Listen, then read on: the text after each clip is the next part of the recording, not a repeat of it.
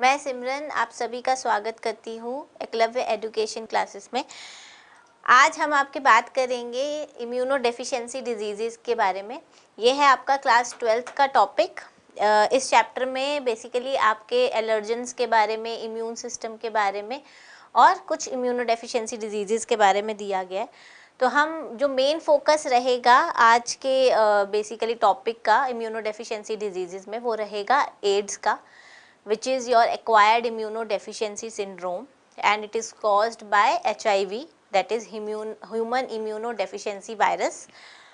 So जब हम immunodeficiency diseases का मतलब क्या होता है, देखिए हमारा इम्यून सिस्टम जो है इट इज़ मेड कि वो आपके जितने भी फॉरेन रिएजेंट्स हैं या फॉरेन इन्फेक्शियस एजेंट्स हैं उसके अगेंस्ट फाइट कर सके।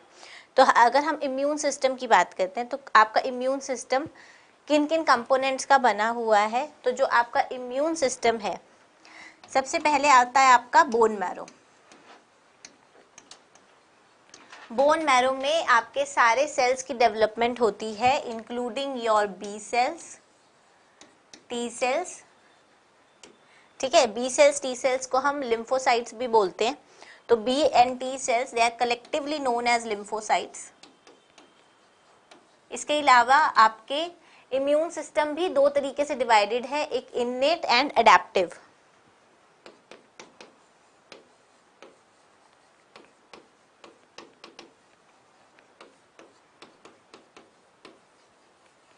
इन्नेट एंड अडैप्टिव में क्या फर्क है कि जब भी कोई फॉरेन इन्फेक्शियस एजेंट आपकी बॉडी को पहले अटैक करेगा तो सबसे पहले आपकी जो बॉडी के फर्स्ट लाइन ऑफ डिफेंस आपके सेल्स है वो एक्ट करेंगे, जिसके अंदर आपके मैक्रोफाजेस आ जाते हैं,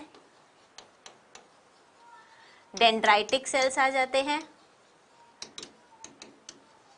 एंड नेचुरल किलर सेल्स आ जाते हैं, जिन्हें हम एनके सेल्स भी बोलते हैं।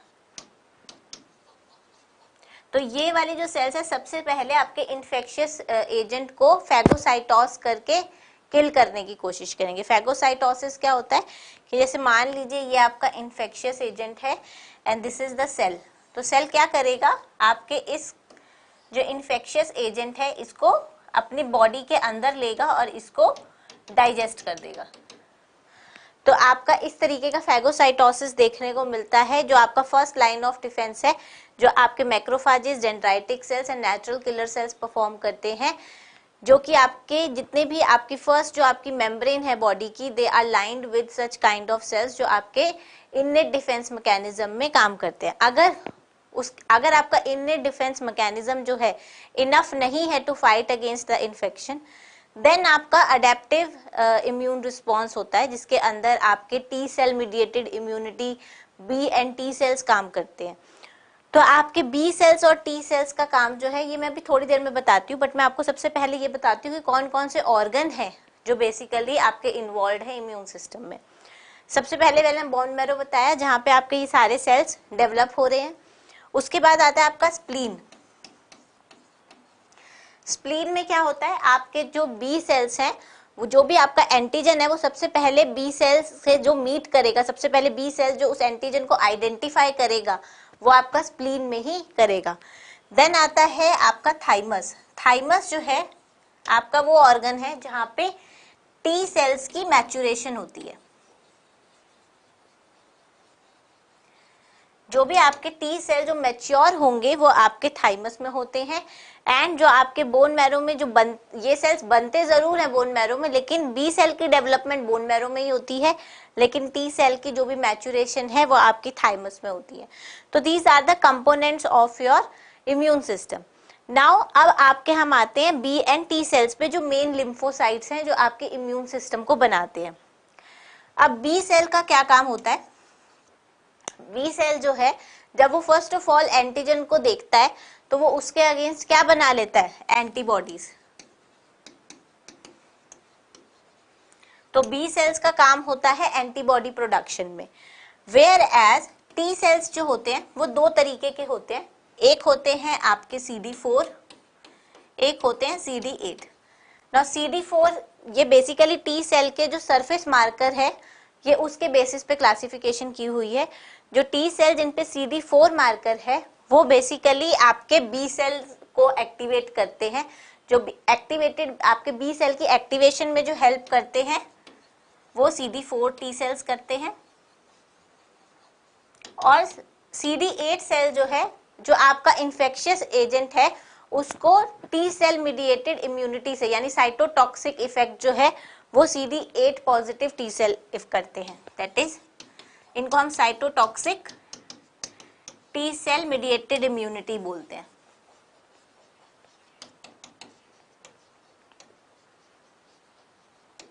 ठीक है, तो ये आपके दो इंपॉर्टेंट कंपोनेंट है। अब हम जब बात कर रहे हैं इम्यूनो डेफिशिएंसी डिजीजेस की, तो क्या होता है कि जो आपका इम्यून सिस्टम है वो कमजोर पड़ जाता है। कमजोर पड़ जाएगा तो क्या होगा, आपका जो भी इन्फेक्शियस एजेंट है आपकी बॉडी को इन्फेक्ट कर सकेगी। तो HIV में बेसिकली क्या होता है, ये आपके इम्यून सिस्टम को ही अटैक कर देता है। जो HIV आपका एड्स जो है वो बेसिकली HIV वायरस से होता है। HIV virus is human immunodeficiency virus.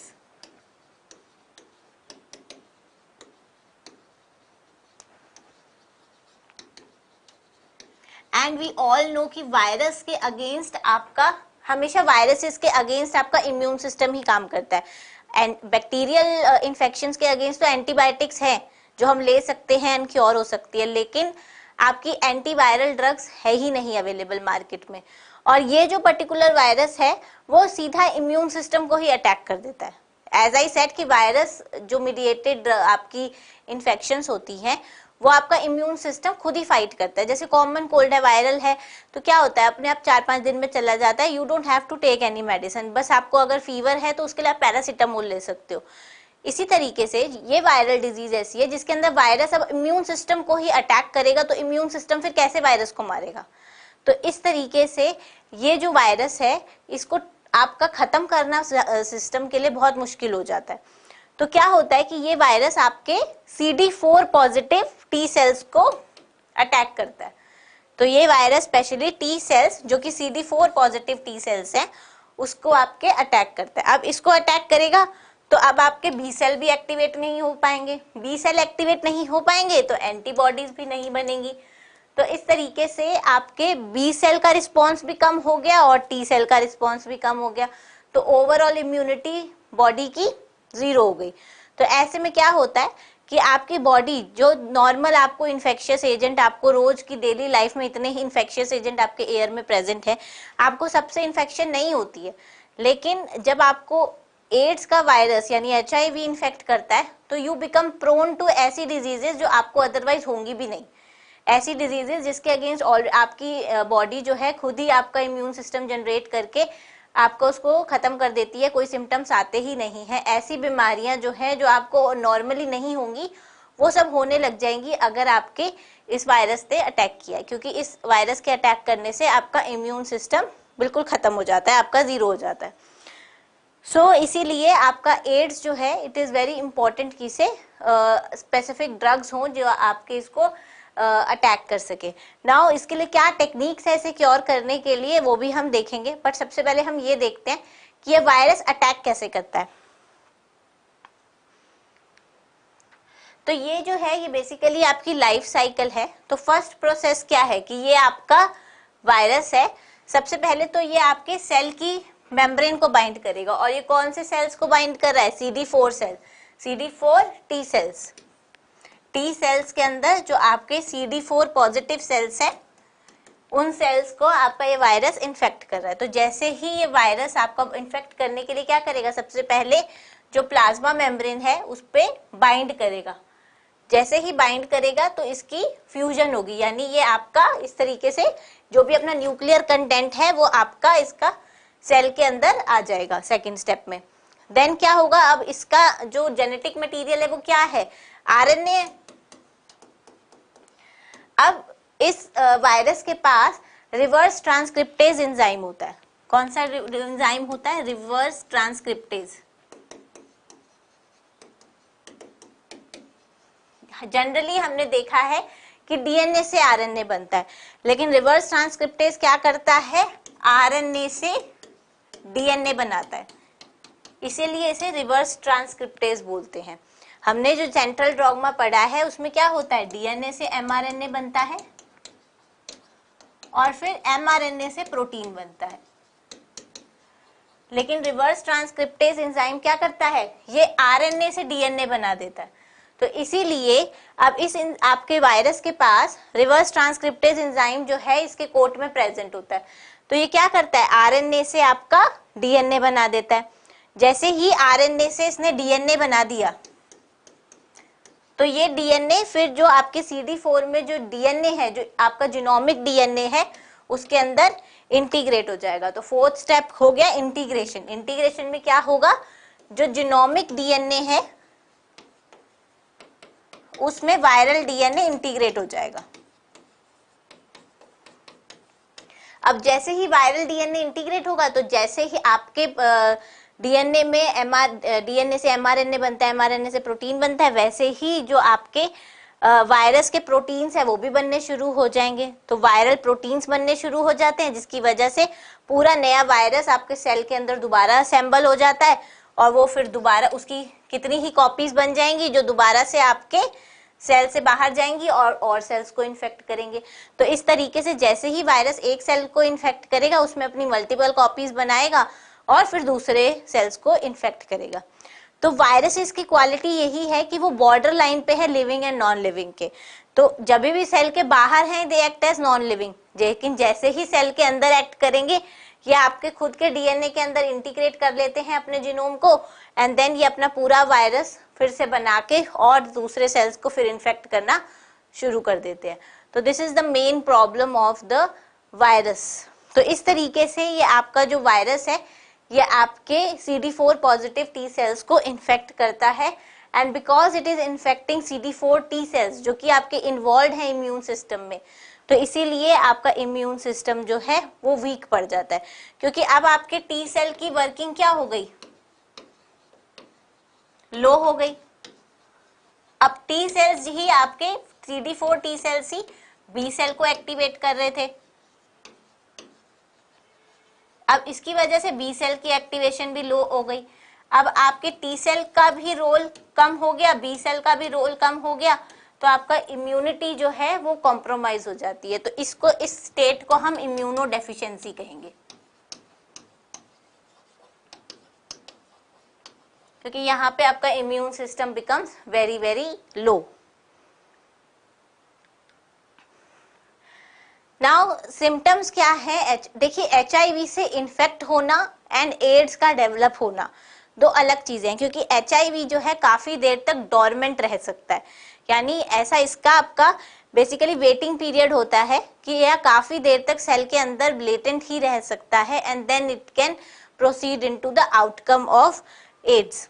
तो सिम्टम्स क्या है आपके एड्स के, देखिए आपको सबसे पहली बात तो यही है कि आपको ऐसी बीमारियां होंगी जो आपको जनरली होती ही नहीं है, क्योंकि आपकी बॉडी ऑलरेडी उनसे कैपेबल होती है फाइट करने के।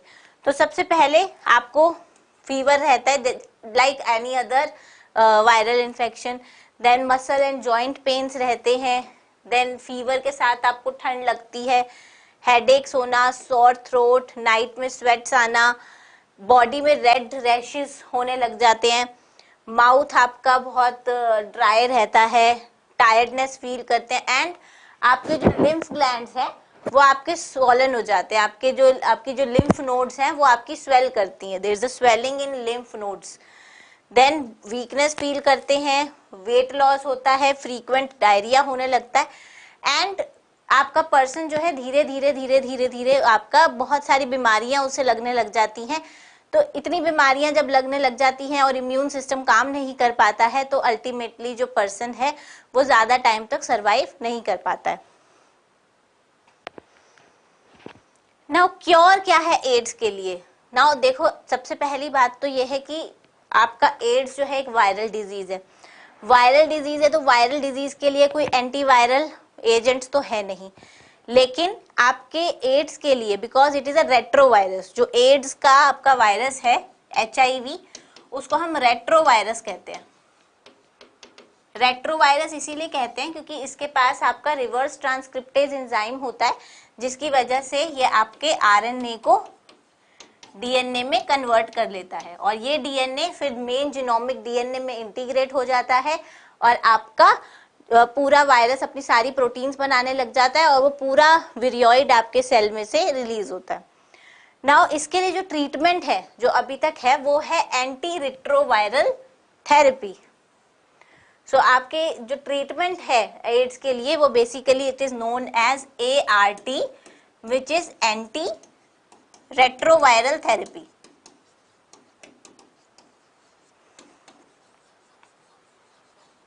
एंटी रेट्रोवायरल थेरेपी में ऐसी मेडिसिन दी जाती हैं जिसमें बेसिकली जो आपका रिवर्स ट्रांसक्रिप्टेज एंजाइम है उसकी एक्टिविटी को ब्लॉक किया जाता है।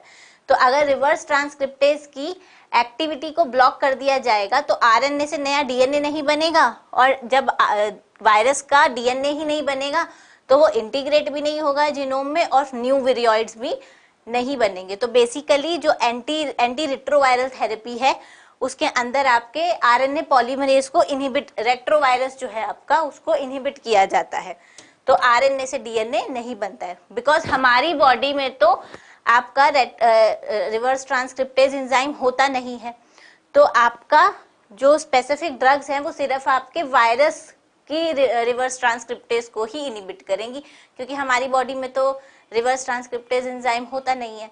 तो इस तरीके से आपका वायरल आरएनए से डीएनए बनना इनहिबिट हो जाएगा और आपका डीएनए फिर इंटीग्रेट भी नहीं होगा एंड ना ही नए विरियोइड्स बनेंगे। तो इस तरीके से आपकी एंटी रिट्रोवायरल थेरेपी जो है वो आपकी काम आती है। बट इसमें भी detection at early stage is very important. अगर आपका HIV बिकॉज आई सेड कि बहुत टाइम तक लेटेंट रहता है तो अगर आपने उस टाइम तक इसे डिटेक्ट कर लिया तो आप एंटी रिट्रोवायरल थेरेपी से उसको कंट्रोल कर सकते हैं। लेकिन once it has proceeded to AIDS then बहुत मुश्किल हो जाता है इसको कंट्रोल करना।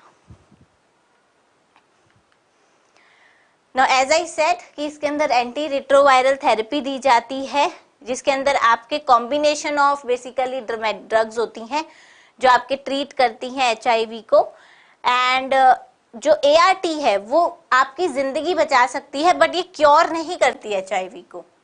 ये कंप्लीटली आपकी बॉडी से HIV को इरेडिकेट नहीं करेगी लेकिन जो वायरस आपकी बॉडी में लेटेंट पड़ा हुआ है उसकी एक्टिविटी को इनहिबिट कर देगी ताकि वो स्प्रेड ना हो और सेल्स में स्प्रेड ना हो। तो आपकी लॉन्गिविटी प्रोलॉन्ग कर देती है लेकिन क्योर नहीं करती HIV। एड्स आपके क्योर नहीं है ये HIV के अगेंस्ट। ऐसा नहीं है ये बिल्कुल वायरस को इरेडिकेट कर रहा है, बस ये वायरस के कुछ एक्टिवेशन जो है उसको नहीं होने दे रहा ताकि आपके फ्रेश विरियोइड्स बने। सो इसके अंदर क्या है, इससे क्या होता है आपका ओवरऑल HIV का अमाउंट बॉडी में कम हो जाता है क्योंकि नए वायरसेस नहीं बन रहे हैं।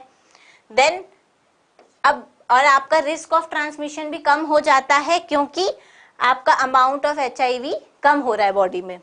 देन आपका HIV से इन्फेक्शन जो है वो एड्स की तरफ नहीं बढ़ता है एंड आपका जो इम्यून सिस्टम है वो प्रोटेक्टेड रहता है ताकि वो बाकी इन्फेक्शियस एजेंट्स के अगेंस्ट काम कर सके। तो ये आपके कुछ फायदे हैं एंटी रेट्रोवायरल थेरेपी के जो एड्स के अगेंस्ट होते हैं। एंड इसके अंदर जनरल अवेयरनेस होना बहुत ज़रूरी है कि ये स्प्रेड कैसे होता है, इसको प्रिवेंट कैसे किया जा सकता है। ये सब आजकल बहुत ज़्यादा एक कैंपेन है जो चलता है जो हमेशा लोगों को एजुकेट करता है कि आपको क्या क्या प्रिकॉशंस रखने चाहिए ताकि आप इस वायरस से बच सकें। नाउ अनदर डिजीज जिसके बारे में हम थोड़ा सा देखने वाले हैं which is also immunodeficiency disease is SCID. SCID हम बोलते हैं कंबाइंड इम्यूनोडेफिशिएंसी सिंड्रोम। सिड का मतलब क्या है, severe combined immunodeficiency syndrome. Now basically इस बीमारी में पर्टिकुलरली क्या होता है, आपका एंजाइम होता है जिसे हम ADA बोलते हैं। ADA का मतलब हुआ एडिनोसिन डीएमिनेज। नाउ क्या होता है, ये एंजाइम जो है ये बेसिकली क्या करता है, आपका DNTPs ऐड करके आपका न्यू DNA बनाने में हेल्प करता है, स्पेशली इन लिम्फोसाइट्स। तो एडिनोसिन डीएमिनेज जो है इसका मेन रोल जो है लिम्फोसाइट पॉलीफरेशन में होता है।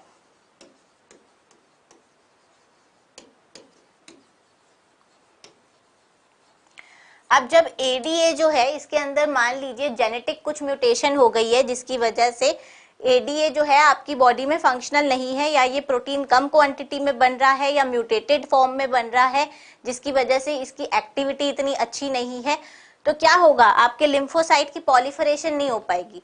नाउ वी नो कि जब भी हमें कोई भी इन्फेक्शन होती है तो लिम्फोसाइट्स जो है वो अपना नंबर इंक्रीज करते हैं एंड आप to fight against a particular infection.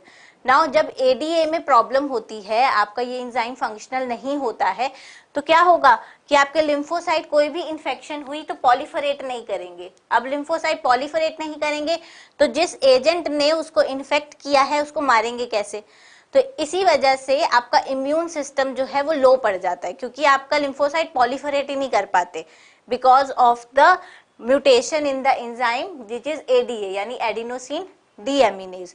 तो इस तरीके से आपकी ये जो सिड आपको डेवलप हो जाता है। तो सिड बेसिकली डेवलप होता है अगर आपके एडीए की डेफिशिएंसी है बॉडी में, सो आपका severe combined immuno deficiency syndrome होता है। तो इसके अंदर क्या होता है, जो पेशेंट होता है उसको वही चीजें हैं कि आपका इम्यून सिस्टम लो है तो आपको कोई भी इन्फेक्शन इजीली कैच कर जाएगी जो नॉर्मली लोगों को नहीं होता है। तो ऐसे पेशेंट्स को बिल्कुल स्टेराइल कंडीशन में रखा जाता है जहाँ पे बिल्कुल फिल्टर्ड एयर हो, जहाँ जिसके अंदर कोई माइक्रो ऑर्गेनिज्म प्रेजेंट ना हो।